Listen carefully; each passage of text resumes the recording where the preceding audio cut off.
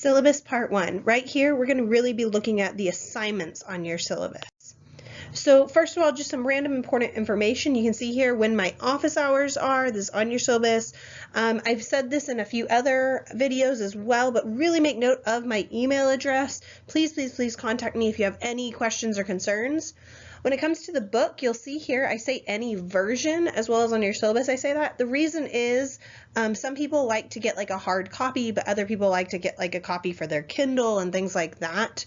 I do recommend getting the 11th edition. You only need volume 2 for this class, but some people get things like the custom edition that has, you know, volume 1 and volume 2 in it. And if you haven't taken 1301 yet, and especially if you're planning on taking that with me, then you'll need basically the whole book eventually. So it's just something to think about. When it comes to getting the book or not, that is really up to you. I recommend definitely getting it, especially for an online class, because it's great to have that as something that you can look into when you're confused or you're having a question about a specific topic. And of course it's 11:30 at night kind of thing, just because you can find an answer there even faster than emailing me. But at the end of the day, most of the information that I like test you over and everything like that actually comes from these video lessons more than anything else. So it's really up to you. Every time you get further away from the 11th edition as well, it's more of a risk. Some students go, oh no, I'm going to go for it. Like I said, I'm always going to recommend you get this specific book, this specific edition, and make sure you have at least volume 2. Materials you need, obviously you need a computer for this class, as well as some sort of word processing program on it for like written assignments. So the required assignments you can see here are you have 3 papers and they make up 25% of your grade. The lowest paper is dropped, so kind of keep that in mind. You have weekly quizzes. You have 6 quizzes total in this class, and they make up 15% of your grade, and the lowest quiz is also dropped. Then you're going to have 4 total exams, so you'll see on your syllabus it goes through it. There's 3, and then the 4th one is your final exam. That makes up 50% of your grade, and then participation makes up 10% of your grade. And you can see here I have your grade breakdown as well. This is on your syllabus. I am very, very clear on this, that like if you get an 89.99, technically that is considered a B in this class.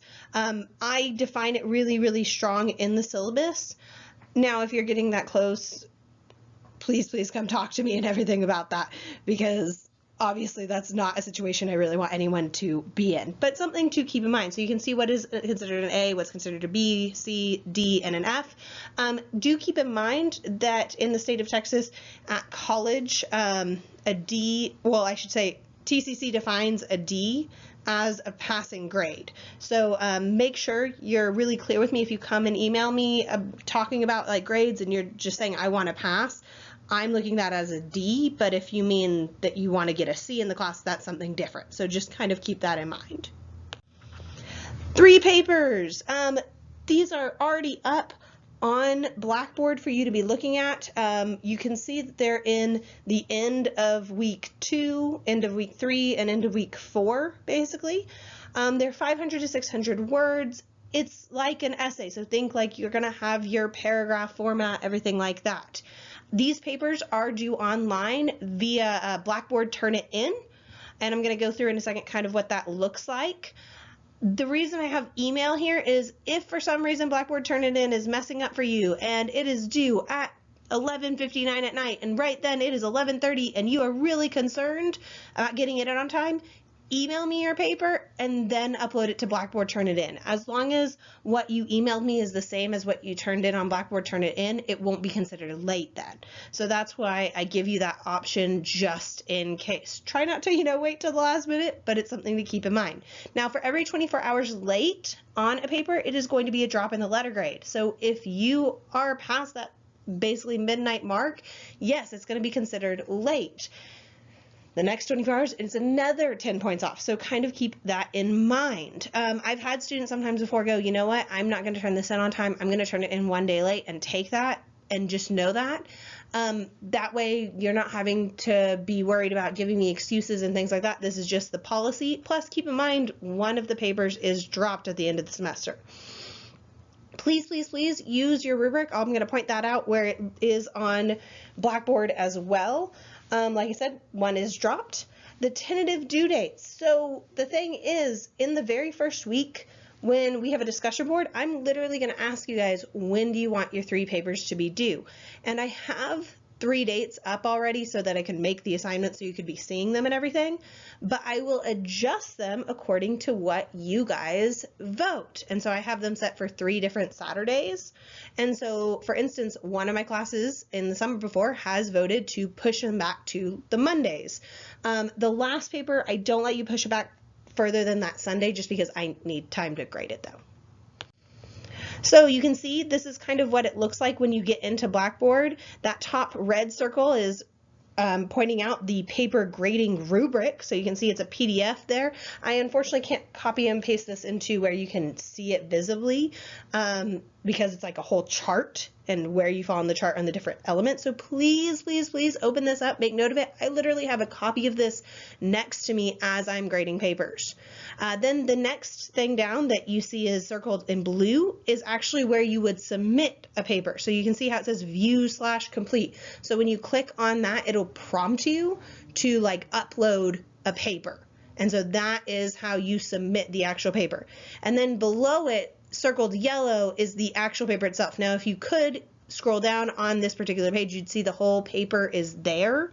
But I also have it in a PDF form so you can open it up separately if you want to. Some students like to print it out because basically I give you a bunch of primary sources on the paper and I ask you a question and you're using those primary sources to back up your thesis statement or your argument that is answering that question. And so a lot of times students like to print off the papers so that they can kind of like mark up the different primary sources so they can look for like themes that repeat throughout all of them. Then we have quizzes. So quizzes, there are 2 sections to each quiz. I'm going to talk about the first section, which is the time section, and that's worth 80%. You don't really have quiz makeups because just like with papers, every 24 hours late, you drop a letter grade. So 10 points off for every 24 hours late. Don't be late with them. 1 quiz is dropped though. These are predominantly over readings as well as like class lecture. When I say predominantly, I should say they're really over more of the lessons, but I always make sure to put at least 1 question that is from your book that I did not necessarily cover. So please be reading. I don't expect you to write like complete sentences on it, but do make sure to like quantify what exactly is your answer. Make sure it's clear. Now the second section is the primary source section, or I call it the non-timed section. Basically, I want to give you a lot of practice with looking at primary sources in this class and breaking them down. And so this section is going to give you a primary source. It's going to only ask you a couple of questions about the primary source. It's only worth 20% of your grade, but you submit it separately for each quiz. That way you're not feeling the time crunch trying to read a whole primary source that sometimes you want to read 2 or 3 times through and everything. There's no time limit on that non-time section. So you can see how this is set up. The red circle at the top, that's like the actual time section that you would click on and it would bring up the time section and you would go through it. Then the blue circle is actually the instructions for the take-home portion or the non-timed portion basically. And most of the time it's a lot more than this because it would have the primary source. Your first one's a little bit different, quiz 1, so just kind of keep that in mind. And then that third circle that's yellow, you'll see it's just like the papers. It's a Turnitin assignment. You hit view/complete. You upload your answers into that particular submission.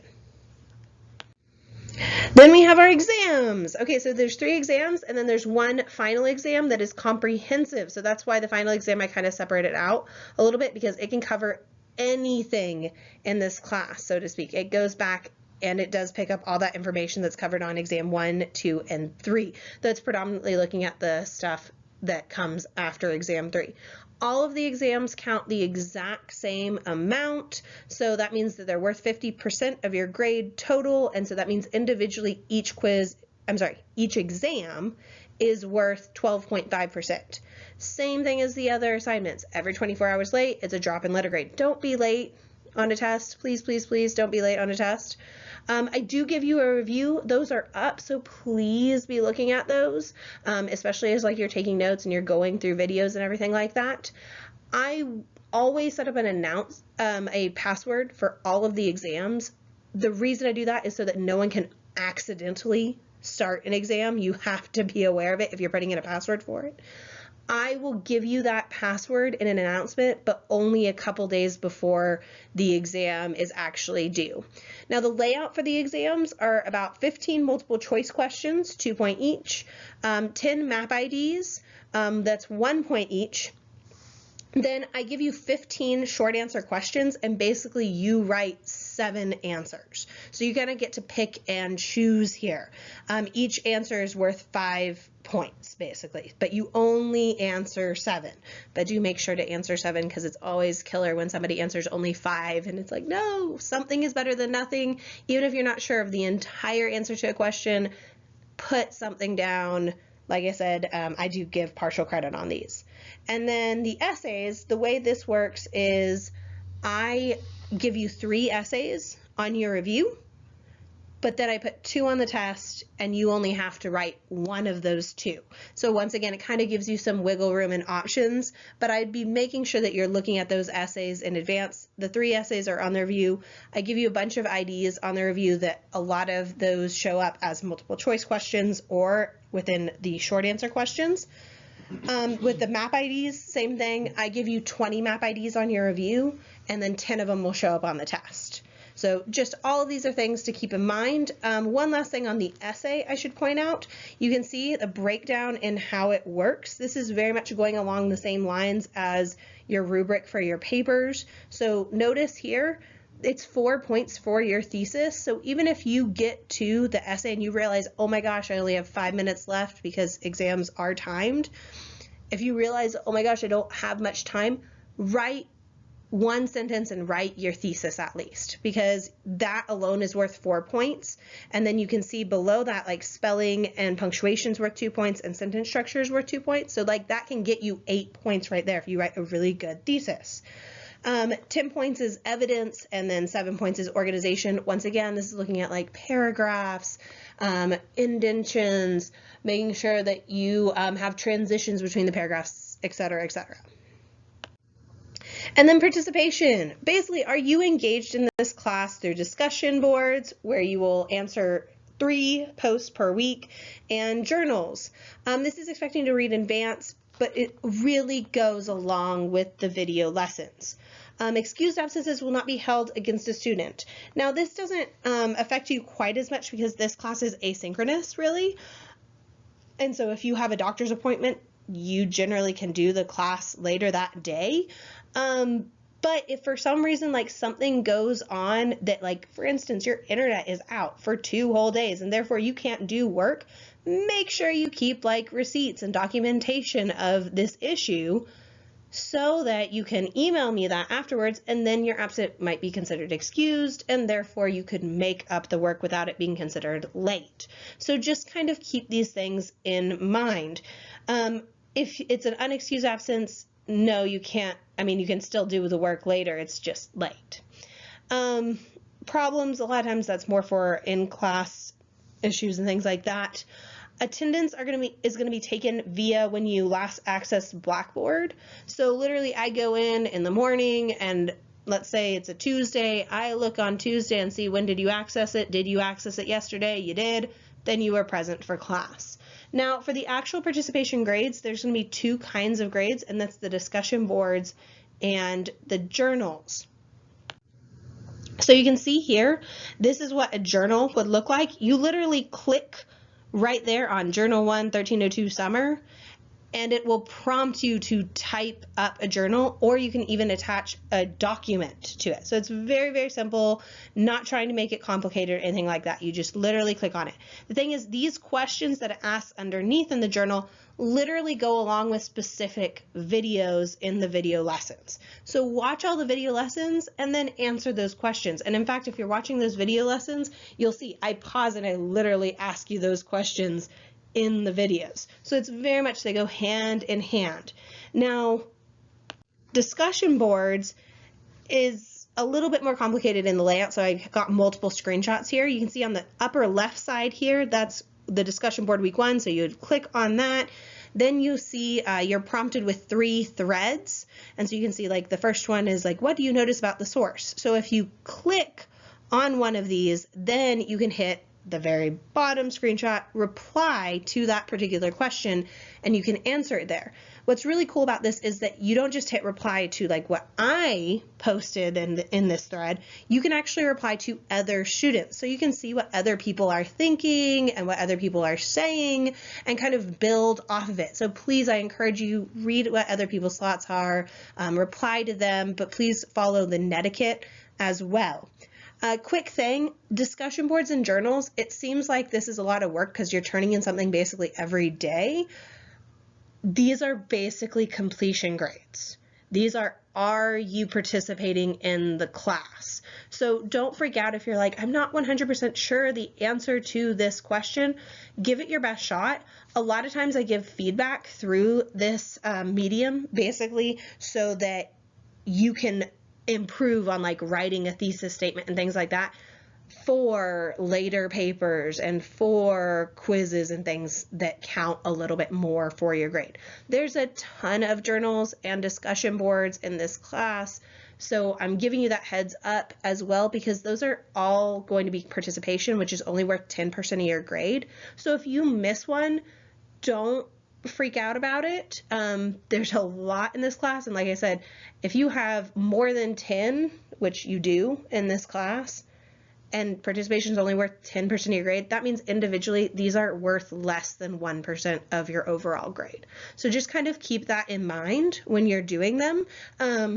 But it's a great way to kind of engage with the material and have a bit more hands-on learning, especially with an online class. Last but not least, extra credit. There's a whole tab to the left in Blackboard that goes into extra credit. It's really explained well there, but you can do up to 3 different extra credits as long as you are getting them approved of in advance, or they are something that I've specifically said would be acceptable. Make sure that you fill out the sheet that goes along with the extra credit events. You can see if you do just one of these sheets and it's approved of and everything like that, it's +5 on an exam. The second and the third are both +20 on quizzes. What kind of events? Typically for a typical semester, I would have it be that these would be events that you would attend at like TCC campus itself. Obviously right now that's not really an option, so I kind of go into detail there about what kind of events you can go into, so please read through that. This is something to keep in mind and not wait until like the last week of the semester before doing.